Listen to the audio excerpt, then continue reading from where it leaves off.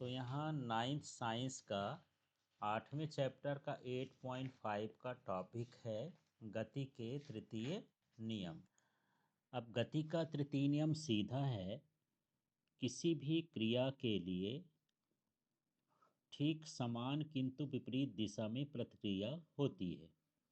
मतलब प्रत्येक क्रिया की बराबर और विपरीत प्रतिक्रिया होती है। क्या बोलेंगे? प्रत्येक क्रिया की बराबर और विपरीत प्रतिक्रिया होती है। ठीक है, इसका मतलब ये है कि दोनों वस्तु में बराबर बल लगता है लेकिन विपरीत बल लगता है, और ये बल हमेशा किस में लगते हैं? अलग अलग। क्रिया बल और प्रतिक्रिया बल दो अलग अलग वस्तुओं पर हमको लगते हुए दिखाई देंगे। ठीक है, बल जो है हमेशा, इसका मतलब ये हो गया कि जोड़े में पाए जाएंगे। एक क्रिया बल रहेगा तो दूसरा क्या हो गया? प्रतिक्रिया बल हो गया। उदाहरण के लिए देख लेते हैं, यदि हमको सिद्ध करना हो कि आप सिद्ध करके बताओ कि क्रिया बल और प्रतिक्रिया बल बराबर होते हैं, तो यहाँ पर ये स्प्रिंग तुला है। ये कौन सी तुला हो गई? स्प्रिंग तुला। एक का नाम है ए, एक का नाम है बी। इसको फंसा करके हम खींच रहे हैं, है ना? तो जब हम इसमें देखते हैं कि यहाँ की जब हम रीडिंग निकालते हैं तो पता चलता है कि इसमें मान लो 10 न्यूटन की रीडिंग आ रही है, तो इसमें भी कितनी आ रही है? 10 न्यूटन की। तो दोनों बल कैसे हो गए? बराबर और विपरीत। आदमी इधर खींच रहा है लेकिन स्प्रिंग कहाँ खींच रही है? इधर खींच रही है। तो दोनों बल बराबर हो गए और विपरीत हो गए। तो एक बल को जिसमें ये लगा रहा है, ये क्रिया बल कहला गया। जो इसमें लग रहा है, स्प्रिंग लगा रही है इस पर, वो कौन सा बल कहला गया? प्रतिक्रिया बल कहला गया। तो क्रिया बल और प्रतिक्रिया बल दोनों कैसे होते हैं? एक दूसरे के बराबर और विपरीत होते हैं। ठीक है, ये अलग अलग वस्तुओं में लग रहे हैं ना। इस वाले स्प्रिंग में ये अलग लग रहा है, इस वाले स्प्रिंग में क्या हो रहा है? अलग रहा है।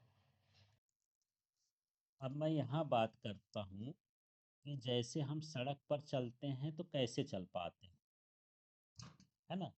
यहाँ सड़क में पैर जो है उतना, माने जब सब चलते हैं तो पैर सड़क में धक्का लगाती है कि सड़क पैर पर धक्का लगाती है? पैर सड़क पर धक्का लगाती। हम पैर से सड़क पे धक्का मारेंगे तो ये क्रिया बल कहला गया। सड़क हमारे विपरीत प्रभाव डालेगी तो वो भी धक्का मारेगी, वो क्या कहलाएगा? प्रतिक्रिया बल कहलाएगा। तो यही है कि पृथ्वी की सतह से अपने पैरों से हम उसको कहाँ की ओर धकेलते हैं? पीछे की ओर। तो सड़क आपके पैर को उतना ही विपरीत दिशा में बल लगाती है, माने आगे की ओर। तो जब हम पीछे की ओर धक्का लगाएंगे तो हम कहाँ की ओर बढ़ेंगे? आगे की ओर बढ़ेंगे। तो इस तरह से प्रत्येक क्रिया की कैसी क्रिया होती है? बराबर और विपरीत क्रिया होती है। अब इस उदाहरण को समझते हैं। यदि इससे बंदूक की गोली हम छोड़े तो इसमें बल लगेगा कहाँ की ओर? आगे की ओर। तो बंदूक कहाँ की ओर जाएगी? पीछे की ओर। तो इसमें गति का कौन सा नियम लग गया? तृतीय नियम। प्रत्येक क्रिया की बराबर और विपरीत प्रतिक्रिया होती है।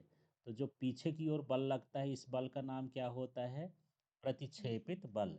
माने बंदूक से गोली को छोड़ने पर गोली के विपरीत दिशा में बंदूक पर पीछे की ओर बल लगता है, इसे हम क्या कहते हैं? प्रतिक्षेपित बल। तो चलिए प्रतिक्षेपित बल की परिभाषा बताइए। गोली से बंदूक छोड़ने पर उसके विपरीत दिशा में किसमें बल लगता है? बंदूक पर, जिसे हम क्या कहते हैं? प्रतिक्षेपित बल। तो यहाँ भी प्रत्येक क्रिया की कैसी क्रिया हो गई? बराबर और विपरीत प्रतिक्रिया हो गई। ठीक है, इसी तरह से देख लेते हैं कि यहाँ पर ये नाव है ना?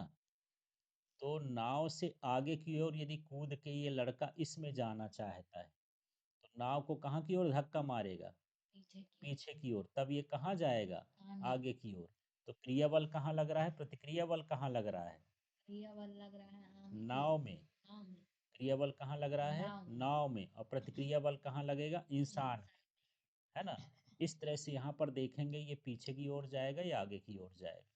मान लो एक गुब्बारा फुला दिए हो और इसमें एक पाइप लगा है, फुला के इसमें हाथ रखे हो, अब जैसे हाथ छोड़ दिए, है ना, ये ये कहाँ की ओर जाएगा? पीछे की। है ना, ऊपर समझ लो, ऊपर हवा निकलेगी इसकी कहाँ? नीचे। ये कहाँ जाएगा? ऊपर। ऊपर। जब हम रॉकेट जलाते हैं उसमें क्या कहते हैं, बहुत। दीपावली में, है ना, तो इस तरह से ये बना रहता रॉकेट, इसमें यहाँ बत्ती लगी रहती है। जब आप इसको जलाते हो, इसका धुआं कहाँ निकलता है? नीचे। तो रॉकेट कहाँ जाती है? ऊपर। ऊपर। इस तरह से ये तीनों तरह के क्या कहला गए? ये क्रिया बल और प्रतिक्रिया बल। अब मान लो ये आदमी है, ये रोलिंग वाली ये पट्टी है, यदि झटके से ये दे दिया इसको, तो ये आगे बढ़ेगा कि पीछे? पीछे। ये कहाँ जाएगा? यदि ये आगे जा रहा तो ये व्यक्ति का ये पहिया कहाँ जाएगा? पीछे जाएगा। है ना, माने प्रत्येक क्रिया की क्या होती है? बराबर प्रतिक्रिया होती है। यदि तैरते बनता हो, तो तैरते समय हम क्या करते हैं? पानी को पीछे फेंकते हैं, तो कहाँ की ओर चलता है? आगे की ओर चलता है। तो इस तरह से ये जितने भी ये उदाहरण हैं, ये सभी उदाहरण किसके कहला गए? न्यूटन के गति के तृतीय नियम के। तो अब मुझे ये बताओ कि एक मोटरसाइकिल है, तो ये मोटरसाइकिल का पहिया घूम रहा है, तो पहिया आगे जाता है कि पीछे जाता है? हैं? आगे जाता है। पहिया कहाँ जाता है? यहाँ से देखोगे, जमीन से यहाँ से देखो तो पहिया कहाँ जा रहा है? पीछे। पीछे। तब ना हम आगे जाते हैं। ठीक है, प्रत्येक क्रिया की बराबर प्रतिक्रिया होती है, तो उसके हिसाब से सोचोगे तो यह जब जमीन से लगता है तो पहिया कहाँ की ओर जा रहा है? पीछे की ओर। तब हमको लगता है गाड़ी कहाँ जा रही है? आगे की ओर।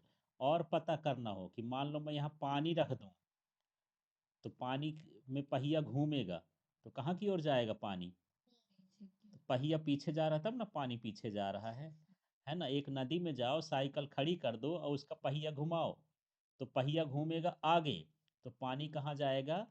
पीछे। पीछे। इसका मतलब यह है कि पहिया कहाँ की ओर जा रहा है? पीछे की पीछे ओर की। जा रहा है। तो इसमें प्रतिक्रिया बल और क्रिया बल एक दूसरे के कैसे हो गए? विपरीत। विपरीत हो गए। ठीक है।